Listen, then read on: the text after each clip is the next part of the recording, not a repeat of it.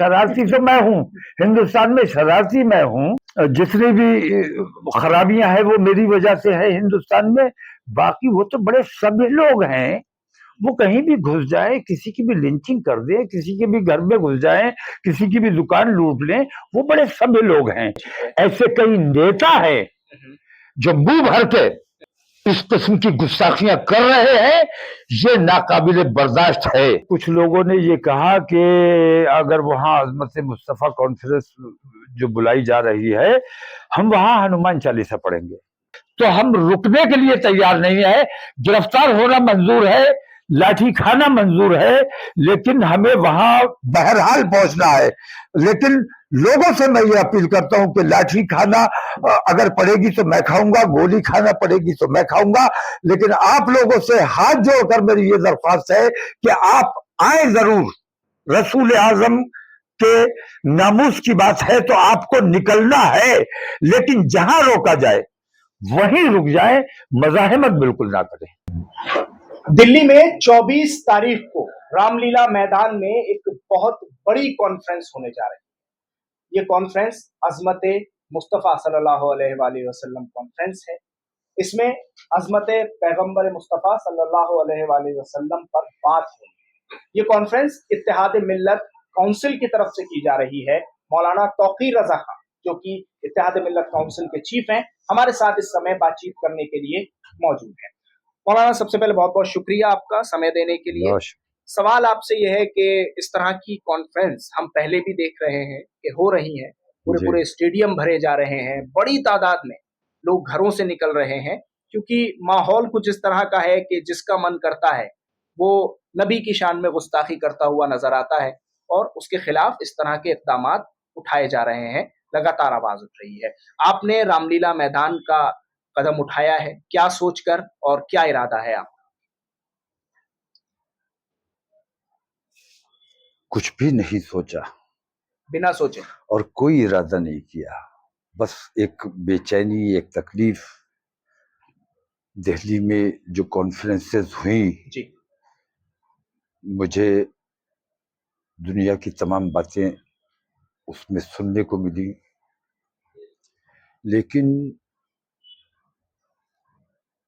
अज़मत मुस्तफ़ा पर या गुस्ताखों के खिलाफ जो आवाज उठाई जानी चाहिए थी वो आवाज नहीं उठाई गई।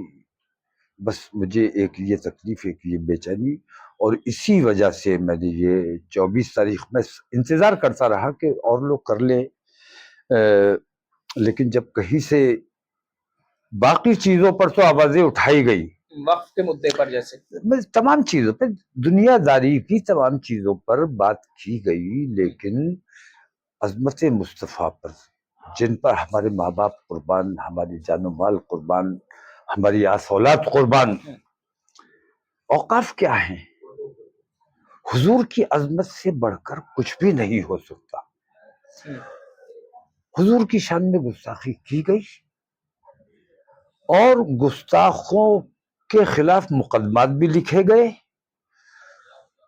लेकिन हुकूमत बाकायदा उन गुस्ताखों की सरपरस्ती कर रही है, उनको गिरफ्तार नहीं किया जा रहा है। इसका मतलब यह है कि उनसे जो गुस्ताखी, उन्होंने जो गुस्ताखी की है असल में उन्होंने नहीं की है, बल्कि हुकूमत ने उनसे करवाई है।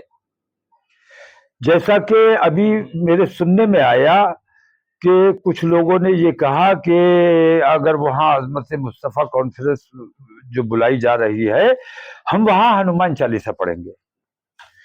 ये उन्होंने कहा नहीं है, उनसे कहलवाया गया है, ताकि पुलिस को ये कहने में आसानी हो कि आपके प्रोग्राम की वजह से डिस्टर्बेंस हो रहा है और कुछ शरारती तत्व, कुछ शरारती नहीं, शरारती किसे, शरारती तो मैं हूं, हिंदुस्तान में शरारती मैं हूं, और जितनी भी खराबियां हैं वो मेरी वजह से है हिंदुस्तान में। बाकी वो तो बड़े सभ्य लोग हैं, वो कहीं भी घुस जाए, किसी की भी लिंचिंग कर दे, किसी के भी घर में घुस जाए, किसी की भी दुकान लूट लें, वो बड़े सभ्य लोग हैं। हम जो देश प्रेम की बात करते हैं, देश में एकता और भाईचारे की बात करते हैं, हम असभ्य लोग हैं, हम शरारती लोग हैं। तो हमारे प्रोग्राम में वो जो आके हनुमान चालीसा पढ़ने की बात कह रहे हैं, वो है कौन? असल में वो वांटेड है। अब वांटेड जो है वो बयान जारी कर रहा है और वो पुलिस को मिल नहीं रहा है। पुलिस ऐसे तलाश कर रही है, उस पर मुकदमात लिखे हुए हैं, वो फरार है। लेकिन वो बाकायदा बयान भी देता है, उसके बयान वायरल भी किए जाते हैं, मीडिया में भी चलते हैं, और पुलिस भी उन बयानात का संज्ञान लेती है और मुझे धमकाने की कोशिश करती है कि देखिए इससे माहौल खराब होने का अंदेशा है। तो मैं ये पूछता हूं कि बाकी तमाम प्रोग्राम जो होते हैं उनसे माहौल खराब होने का अंदेशा नहीं होता है। अभी जैसे सनातन बोर्ड चाहिए, सनातन बोर्ड की मांग करने वाले जो लोग आए थे उनको परमिशन दी गई थी या नहीं दी गई थी? उन्होंने मांगी थी या नहीं मांगी थी? आपको और उनकी परमिशन से उनके प्रोग्राम से माहौल खराब होने का अंदेशा था कि नहीं था? और वहां जो कुछ भी गुफ्तगू की गई, वहां कैसी कैसी इश्तियाल अंगेज तकरीरें हुई हैं, कैसे कैसे वहां पे हमले किए गए हैं इस्लाम पर। लेकिन मुसलमानों ने तो अल्हम्दुलिल्लाह, मुसलमान साबिर है, मुसलमान कानून अपने हाथ में नहीं लेता है। आपके प्रोग्राम को परमिशन मिली या नहीं? मेरी परमिशन मेरे पास है। ये देखिए, मुझे 28/11 की मेरी 28/10 की परमिशन है मेरे पास। 28/10 की परमिशन है मेरे पास। इतने दिन तक मैंने अखराजात किए, मेरे लोगों ने मेहनतें की, खर्चे किए, बसें एडवांसेस दिए, तमाम लोगों को ये समझाया कि सच्चे हिंदुस्तानी की तरह आपको वहां पहुंचना है और कानून अपने हाथ में नहीं लेना है, कानून के दायरे में रहना है। और मेरे जितने मेहमान थे, मैंने कोशिश ये की थी कि मेरे मेहमान एकता भाईचारे का पैगाम जाना चाहिए। तो मैंने हत्तल इम्कान कोशिश ये की थी कि मैं जो बाकी धर्म गुरु हैं उन लोगों को भी मैंने दावत दी थी, तो वो लोग मेरे स्टेज पर रहते। जिन लोगों ने इन गुस्ताखियों के खिलाफ नाराजगी का इजहार किया था, ऐसे धर्म गुरुओं को भी मैं चाहता था कि मैं अपने स्टेज पे बुलाऊं, उनको शॉल पहनाऊं, उनका सम्मान करूं। तो सभी धर्मगुरु बुलाए गए थे और दूसरे धर्म के ही जो एक्टिविस्ट हैं, जो अपने देश से प्यार करते हैं, देश के संविधान से प्यार करते हैं, जैसे राम पुनियानी जी हैं, जैसे प्रोफेसर अपूर्वानंद जी हैं, ये इस टाइप के लोग, इन्हीं लोगों से तकरीरें करानी थी मैंने। मेरे उलमा कम बोलने थे, मैंने कम बोलना था, मैंने नहीं बोलना था, बल्कि मैं चाहता था कि इस जरिए से, इस हवाले से एक अच्छाई का पैगाम देने में हम कामयाब हो जाए। लेकिन अच्छाई इस हुकूमत को बर्दाश्त नहीं है। उन्हें लगा कि ये अच्छा काम होने जा रहा है, तो हम जो नफरतें फैलाने का काम कर रहे हैं उसको कहीं नुकसान पहुंचेगा, इसलिए मेरे प्रोग्राम को, परमिशन को कैंसिल किया गया। प्रोग्राम होगा? प्रोग्राम इंशाल्लाह जैसे हो रहा था वैसे ही होगा। इसलिए उसमें मैंने तब्दीली जरूर की है कि जैसा मैंने कहा कि कानून किसी भी हालत में अपने हाथ में नहीं लेना है, पुलिस से किसी किस्म की मज़ाहिमत नहीं करनी है, क्योंकि पुलिस अपनी मर्जी से कुछ नहीं करती है। पुलिस से कहा जाएगा कि इनका स्वागत करो तो वो स्वागत करेगी, पुलिस से कहा जाएगा इन पर लाठियां बरसाओ तो वो लाठियां बरसाएगी। तो पुलिस का अपना कोई मंशा नहीं है। अंग्रेजों के जमाने में यही पुलिस हिंदुस्तानियों पर और देश प्रेमियों पर लाठियां चलाती थी। आज भी हिंदुस्तानियों पर और देश प्रेमियों पर लाठियां चलाई जा रही है। तो पुलिस से मज़ाहिमत नहीं करनी है। अगर पुलिस कहीं रोकती है तो वहीं रुक जाए, वहीं ठहर जाए, वहीं बैठ जाए। और 5 बजे तक का मैंने टाइम मांगा था, 10 से 5 मैंने लोगों को बुलाया था। 5 बजे तक जहां रोका जाए आप वहां बैठ जाए, वहां बैठकर दुरूद शरीफ का विर्द करें और 5 बजे उठकर अपने घर चले जाएं। लेकिन रसूल आजम के नाम पर चंद घंटे जो मैंने मुसलमानों से मांगे हैं वो मुसलमानों को देने चाहिए। रामलीला ग्राउंड तक अगर हमें पहुंचने दिया जाता है तो हम वहां पहुंचेंगे, बाकायदा प्रोग्राम करेंगे। और अगर वहां नहीं पहुंचने दिया जाता है रास्ते में हमारे लोगों को रोका जाता है, तो रास्ते में जहां रोका जाए पुलिस से बिल्कुल मज़ाहमत ना करे, वहां बैठ जाए। मैं इंशाअल्लाह वहां जरूर पहुंचूंगा, मेरे लोग जरूर पहुंचेंगे, और वहां पहुंचने से हमें रोकने की कोशिश की जाए तो हम रुकने के लिए तैयार नहीं है।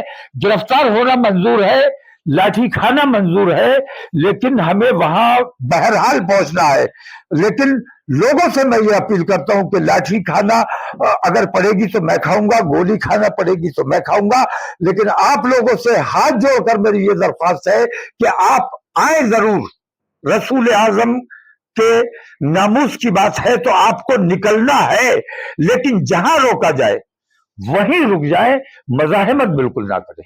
मौलाना, एक सवाल ये है कि जिस तरह ये कॉन्फ्रेंस आप कर रहे हैं और जहां से ये सारी शुरुआत हुई, दाफना देवी मंदिर के एक महंत हैं यति नरसिंहानंद मैं सरस्वती नाम एक महंत की बात नहीं, ऐसे सुनिए, हाँ, एक महंत की बात नहीं है, ऐसे कई महंत हैं जिन्होंने इस किस्म की बेईमानी की है।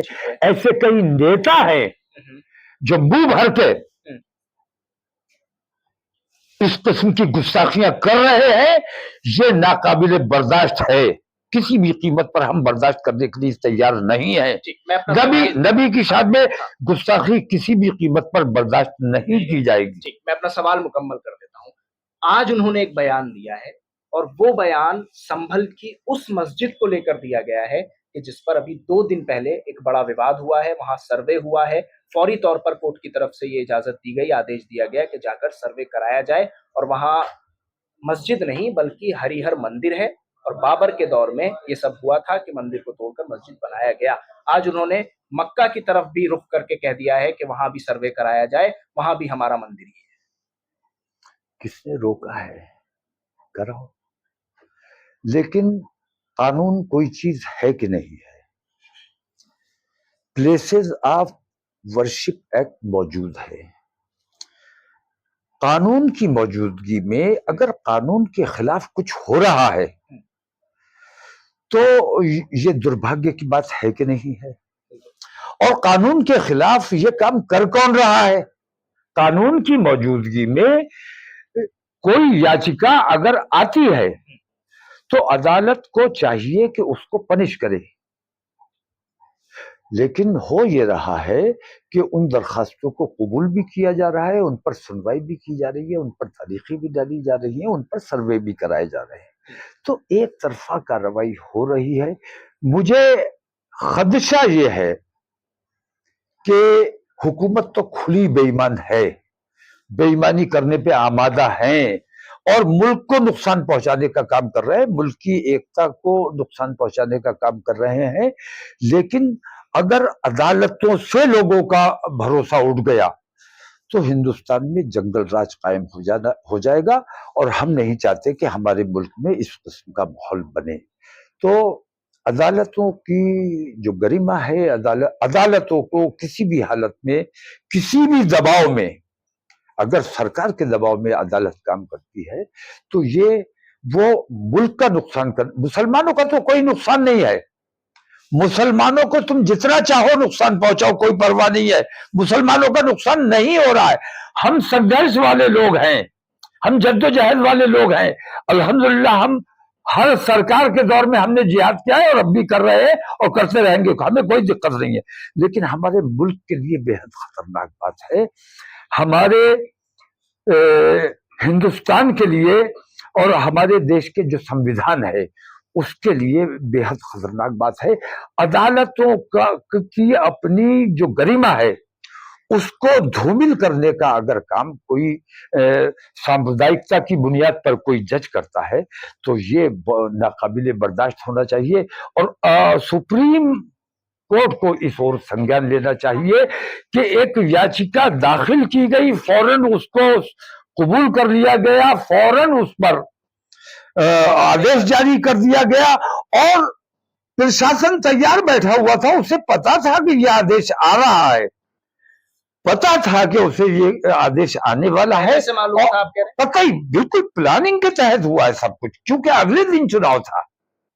तो चुनावी लाभ जब तुम अपनी पुलिस के जरिए और हमारी महिलाओं को, हमारी खवातीन को तुम रिवॉल्वर दिखा के डराने की कोशिश करते हो। जब पुलिस का इस्तेमाल कर रहे हो, प्रशासन का इस्तेमाल कर रहे हो, तो कम से कम अदालतों को तो बख्श दो। लेकिन वो महिला अदालतों का इस्तेमाल नहीं मौलाना, डरने, हम डरने वाले लोग नहीं हैं। हमारी महिलाओं ने ये साबित किया है कि हम डरने वाले लोग नहीं है। लेकिन मैं बार बार ये कहता हूं कि मैं अपने मुल्क से मोहब्बत करता हूं, इसलिए मैंने अपने लोगों को कंट्रोल किया है। मेरे लोगों ने, उलमा ने, हमारे दानिश्वरों ने अपने लोगों को कंट्रोल किया है कि हमें अपने मुल्क में अमन व अमान कायम रखना है। लेकिन उधर से जो लोग लूटपाट करते हैं, गुंडागर्दी करते हैं, उन्माद फैलाते हैं, नफरतें फैलाते हैं, उनको कंट्रोल करने का काम किसका है? उधर से ये जिम्मेदारी तय की जानी चाहिए कि कोई उधर कोई ऐसा जिम्मेदार है कि नहीं। आप मोदी जी से मिलते क्यों नहीं है, बात क्यों नहीं करते हैं इस मामले को लेकर? पीएम से मिलिए, होम मिनिस्टर से मिलिए, उनसे बात कीजिए। आपस में जब एक दूसरे के साथ बैठेंगे तो शायद कुछ बातें निकले और इनका हल निकले। देखिए, कहीं मुझे ईमानदारी महसूस होगी, कहीं देश प्रेम महसूस होगा, मैं जरूर मिलूंगा। कहीं अच्छाई मुझे महसूस होगी, मैं जरूर मिलूंगा। लेकिन जब मैं ये लगातार देख रहा हूं कि मुसलसल मुस्लिम दुश्मनी और मुल्क को नुकसान पहुंचाने का काम किया जा रहा है, तो ना ऐसे प्रधानमंत्री से मुझे मिलना है, ना ऐसे गृह मंत्री से मुझे मिलना है। मैं जो कर सकता हूं अपने मुल्क के लिए, अगर मेरी जान की कुर्बानी से काम चलता है, तो मैं उसके लिए भी तैयार हूं। बहुत बहुत शुक्रिया मौलाना, बातचीत करने के लिए। हमारे साथ मौलाना तौकीर रजा खां इस वक्त मौजूद है। दिल्ली से INN चैनल के लिए साहिल नकवी।